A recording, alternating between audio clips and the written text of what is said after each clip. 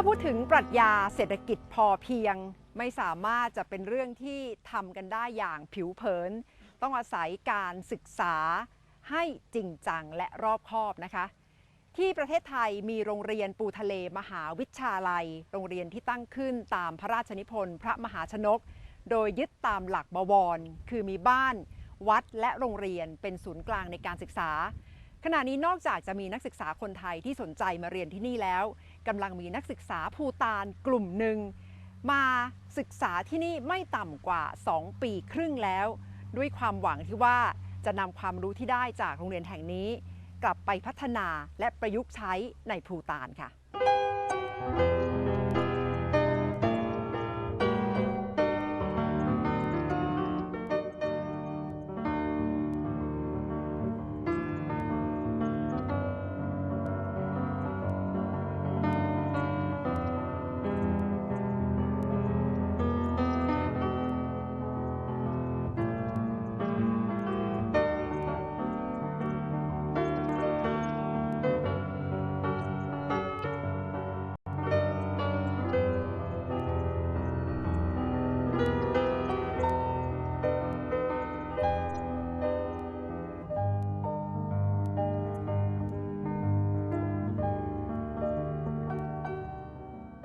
ดิฉันจะคุยกับทายาทที่ปรึกษาพระมหากษัตริย์แห่งภูฏาน2 ท่านก่อนนะคะที่มาเรียนรู้ปรัชญาเศรษฐกิจพอเพียงในเมืองไทยและขณะนี้ได้ชื่อเป็นภาษาไทยทั้ง2 ท่านเลยนะคะคุณมงคลและน้ำพึ่งค่ะมงคล you've been here for how many years? We've been studying here for almost 2.5 years now. Yeah, and then we're doing our bachelor's degree in Sufficiency Economic Theory in Mapwang, and we are doing bachelor's degree in Sufficiency Social Entrepreneur in Bangkok. Yeah. And Nampung, for how long you been here? You came here together. Together, yes. So 2.5 years. Yes. What do you find is the most fun part to be here? For me, it's the fun part is going to different places and then learning different ideas and then working with my hand, and I don't have to stay in the class and then just listen to the teacher's lecture, and more with my handwork. That's what I really feel interesting, and then I can make products like soap and shampoo, so which is more interesting for me. Is the class here more activity based than class based? Yes, it's more activity based. And Mongkon, you have built up your own house and Yeah. you stay in the mud house. Yeah. Can you tell me what's the experience of building this mud house? We have spent actually about 2.5 months on building that house, and then every resources that we used here has been given by the temple, and also by the resources we have a bamboo forest, and we have basically used resources whatever we had, and we didn't ask money from anybody. They voluntarily paid us. When we just said that on Facebook we are building an Adobe house, people started to say that, oh, can we help you? Or what do you need? Can we invest on it? So it was really great feeling. And after You have to tell people from the very beginning on Facebook that Yeah, you are building this house. Yeah, we just told them just like kind of a news, and an update, and then it was phenomenal. Everybody came and then they helped us, and the resources was given. And in 2.5 months, we didn't even really work that hard. Just 3 hours in the morning and 3 hours in the evening, and it was done. So, yeah. And this is considered part of the sufficiency program that you have to build your own house? Yes, Ajahn Yak gave us the project that if you want to succeed pass in this year, you need to build a house, you need to be sustainable in food, you need to have a good environment, and you need to know to maintain it. And it was a very big goal, but when you had to do it physically, and then you have a cooperation as a team, it was really easy actually. Yeah. And Nampung, you do not stay in this house, but you have to help Mongkon in building this house. Well, it's actually the second year program for us. The first year what we did was we went to many different places and then learned so many things, and we went to John Jandai. John Jandai's place in Chiang Mai, and then we learned from him like how to build a mud house and everything. So Ajanya gave us this project on our second year that to prove like what you have learned this 1 year, and then apply everything what you have learned in this past 1 year. And I noticed that you have pond here and rice field very close to the house.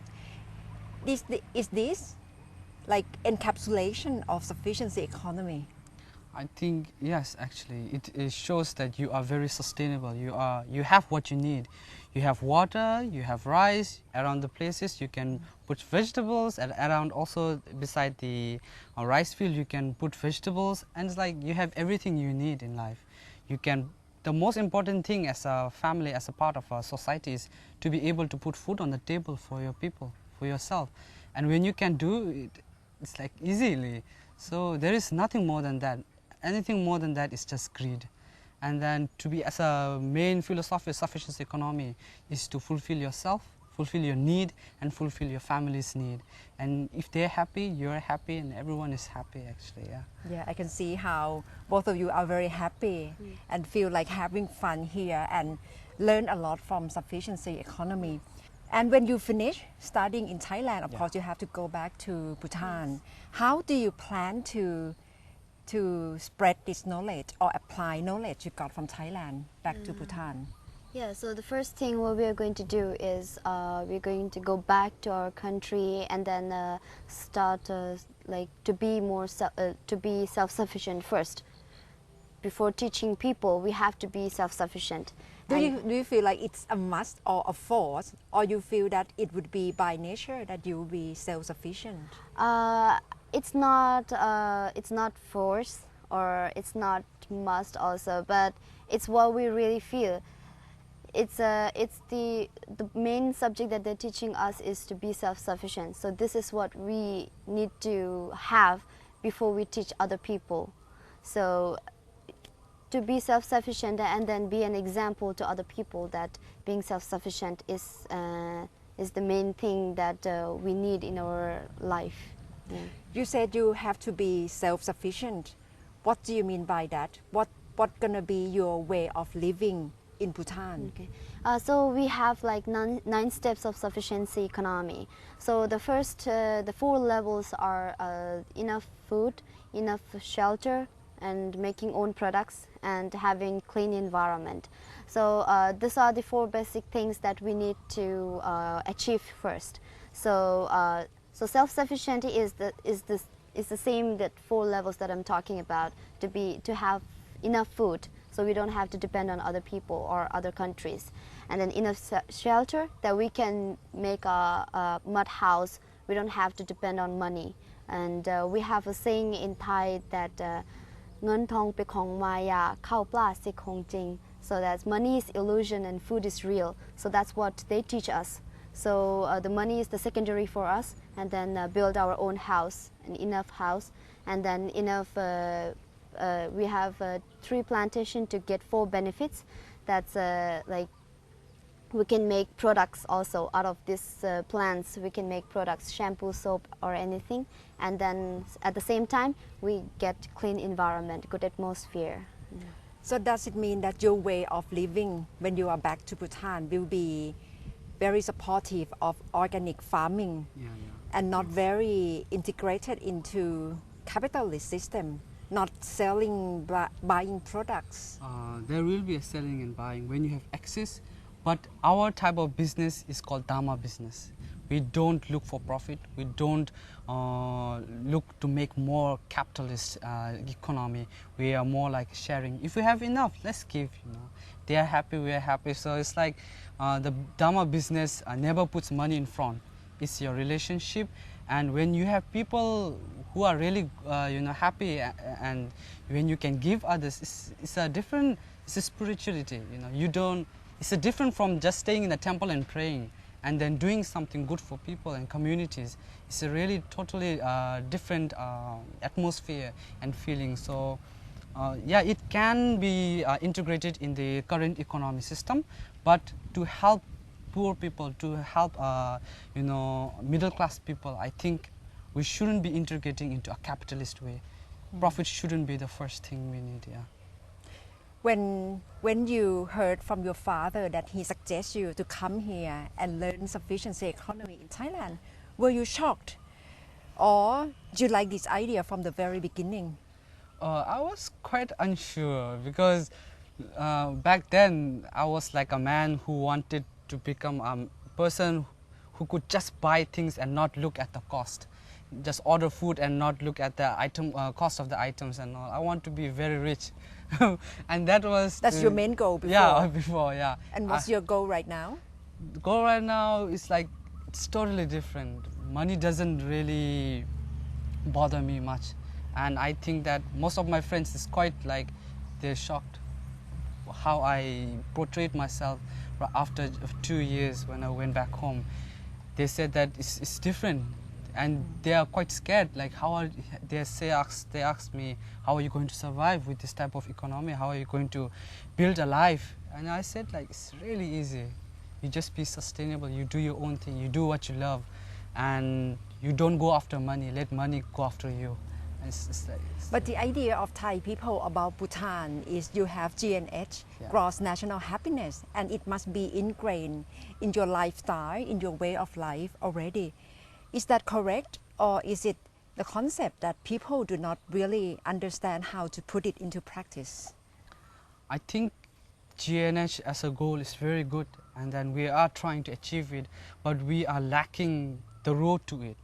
So we are trying to integrate sufficiency economy to achieve GNH, and it's a really good combination because in sufficiency economy theory, you know the steps, you know where you're going, and you know what are you doing.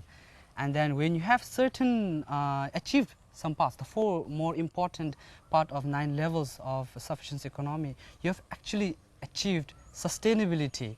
That is one of the pillar of GNH, and that is one of the most important pillar of GNH. And then when you achieve it, then you realize, oh, it's working, and then you step into the good governance and a good environment, and practically it's just a road to heaven. It's just road to GNH, yeah. And I think in Bhutanese people will start to realize it after they practice it. ขอบคุณมากค่ะ Thank you very much for joining me.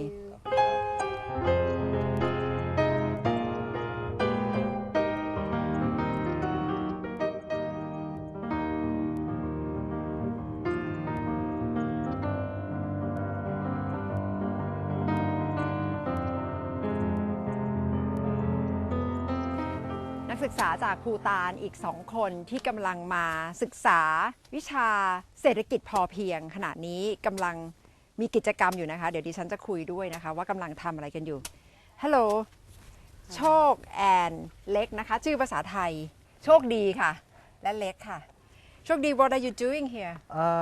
Usually now we are going to plant some herbs because here we learn 3 plantation to get 4 benefit. So first one is we plant for food, we plant for medicine, and we plant for shelter. And what we get, the benefit is the clean environment. So that's why we are planting a trees. We plant a small house. The small house can stay under the tree. So we have 5 levels of trees. The tall one, the medium, the short, then bush, then the halves, and the tree that the plant that gives underground like a potato and everything, and the plants that climb the tree.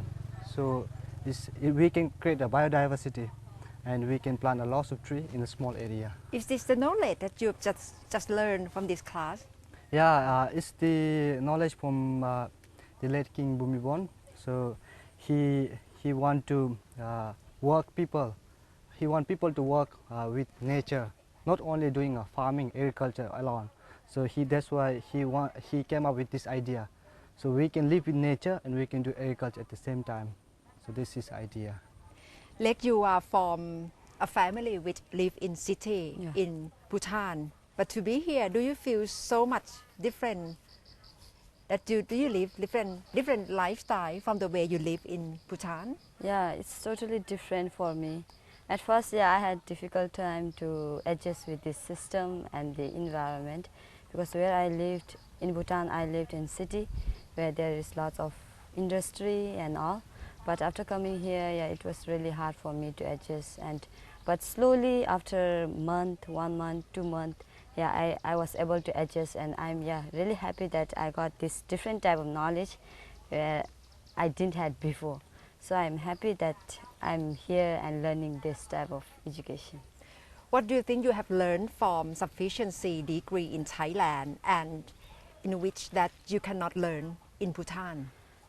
I have here I have learned how to be sufficient, not only how to be sufficient, as at the same time I learned my inner how to change myself and how to think myself. In Bhutan we learned the education system is totally different. In Bhutan we just stay in one place and just morning time 7 to evening time 4 we just stay in the class and we just study, and teacher teach what they teach, we have to just think and we have to memorize everything. But after coming here we don't have class, and we just do in practical learning by doing. We just do it with our hand, no need to just remember everything. We just learn what we got from other, and we just apply on our land. Yeah, that's the difference. But for Thai people, we are also very much interested in gross national happiness concept in Bhutan, and we like to learn a lot more. How do you think, or what are similarities between GNH and self-sufficiency? The first similarity is that both of sufficiency economy and gross national happiness is for the people to change the human, we call it human development. So what the sufficiency economy and gross national happiness do is to realize what you are, human being, right? For example, Thai may speak different language, Bhutan may speak different language, but we are human. We live in the same world. We live in a different country, but one world. So this the concept that sufficiency economy and the gross national happiness teaching us that we should live sufficient and we should live happy, not for economic, not for greed. So this too is the new education system that we would like to apply, because what Western teach us is the greed. For example, the Western now they try to do a research on the Mars, that we can live in the Mars or not, but they are not able to take care of the Earth. There is a loss of crisis, economic, politician and everything, but they are not able to take care of the Earth. Why we have to do a lot of research in the Mars, in the moon, that we can live or not if we are not able to take care of the Earth? But whereas the sufficiency economy and gross national happiness, they teach us how to live in this beautiful Earth, how to live with the nature, how to live with the different people, how to be happy with our own what we have. So I think this is the way to live. Do you see yourself as different kind of people from the majority of young Bhutanese people in your own country? Yeah, I feel really different, not only different, I feel really, really different from what other people are learning. Other people, they come to Thailand just to learn, they just want to come here to complete their bachelor degree. But for us, 4 of us are doing what late King, His Majesty late King, Thai King Bhumibol taught us. We are following his philosophy, and our king, he really respects late King Bhumibol. So I'm really happy that we are following the step of King Bhumibol, and we are just respecting what our king has been doing it. So yeah, I feel really lucky, and I feel really different from what other people are learning and what our Bhutanese people are learning. Do you think you will have difficulty in communicating or in talking among your friends when you are back to Bhutan? Yeah, for some of the people, yeah, I will feel difficult to convey them the message, what I've learned. But from now onwards, I'm trying to convey my message, what I'm learning. And whenever I chat with my friends, I always tell them that I'm doing farmer. I'm learning how to be a farmer. And they say, what type of farmer you want to be? You have to study it. For nowadays, they don't want to be a farmer. So I just try to tell them the message, and I just want to convey the message, what I'm learning and what is the importance of being a farmer. And I just tell them the importance of being sufficiency economy. In this world, we alone cannot stand. So we have a friend, we need a friend. We make a network. So if you have a friend, it's more beneficial than the millionaire. So those who are millionaire, when there will be many friends until you have a money. They will help you, they will do whatever you ask, But when you don't have money, nobody will help you. But whereas what we do is we make a friend, we help each other. So even we don't have money, they will help us. We make like a family, like one living beings. So this is the main concept that we should live like a big family in this area. So I think this is the way to be a sustainable.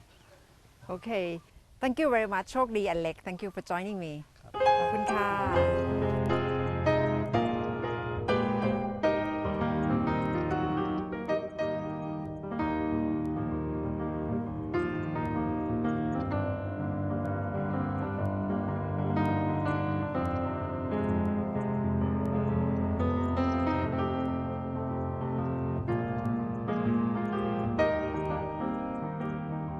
ยอมรับว่าการที่จะนำแนวคิดตามที่ได้เรียนรู้เรื่องของหลักปรัชญาเศรษฐกิจพอเพียงไปใช้ประยุกต์กับประเทศภูฏานอาจจะไม่ใช่เรื่องง่ายนะคะที่จะนำไปใช้โดยตรง แต่ด้วยความมุ่งมั่นที่ระลึกว่าหลักการความสุขมวลรวมประชาชาติหรือ GNH ตามแนวพระราชดำริของสมเด็จพระราชาธิบดีจิกมี่เคเซอร์นำเกลวังชุกคือเป้าหมายและเส้นทางคือหลักปรัชญาเศรษฐกิจพอเพียงของพระบาทสมเด็จพระปรมินทรมหาภูมิพลอดุลยเดชทำให้นักศึกษาภูฏานเหล่านี้เชื่อมั่นว่าด้วยความคิดแบบนี้จะทำให้พวกเขาก้าวไปถึงจุดหมายได้ค่ะดิฉันณัฐฐา โกมลวาทินสวัสดีค่ะ